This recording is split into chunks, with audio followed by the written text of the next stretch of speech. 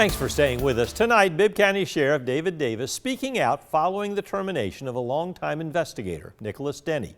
Denny was fired in October as the result of an investigation that determined he allegedly lied to a grand jury in a 2023 case involving a co-worker. Maggie Fitzgerald sat down with the sheriff today. Maggie is in studio to break down the events that led up to the termination.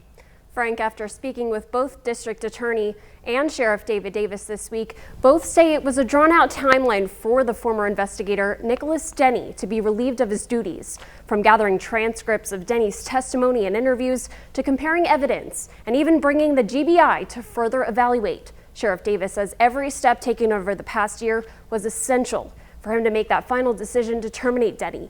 But District Attorney Anita Howard, however, says the delay in disciplinary action was unnecessary. I have a reputation of making sure that my deputies do what they're supposed to do and that they will face consequences when they don't.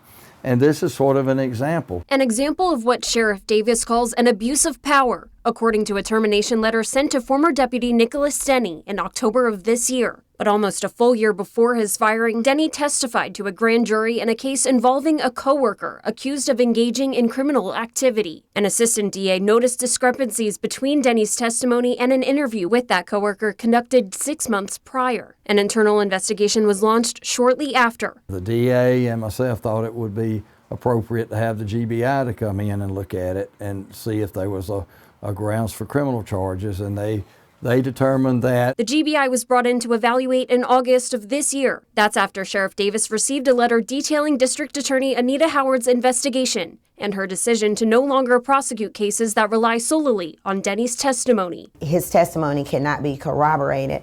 I don't believe that that is fair. But why did it take almost a full year to finally terminate Denny? Sheriff Davis says it took several months to obtain transcripts of both Denny's testimony and an interview for him to compare the two. That was in March of this year. I'm given all the evidence, and then I have to make a decision based on what policies we have here at the Sheriff's Office. But according to DA Howard, Sheriff Davis had the evidence long before that August investigation letter. Speaking to Sheriff Davis just days after the testimony, DA Howard sent a statement to 13 WMAZ saying in part, "The Sheriff's Office was first informed about my concerns within 2 days following Mr. Denny's testimony before the grand jury on October 23, 2023. The sheriff did not need to wait for my investigation or for any of my documentation." To say that we had all this a year ago, well, we had parts of it, but no matter who a person is, they are entitled for us to make sure that we have all of the facts, particularly because I know that these cases can be appealed. I want to make sure that I have everything that I need to make a proper decision. And like Sheriff Davis just described, these cases can be appealed, and that includes this one. Davis confirmed with us today Nicholas Denny has already filed to appeal his termination. He could still face criminal charges for his actions. Back to you. Hi, thank you, Maggie. Sheriff Davis told us Denny served in a modified role over the past year and was withheld from serving as a lead investigator.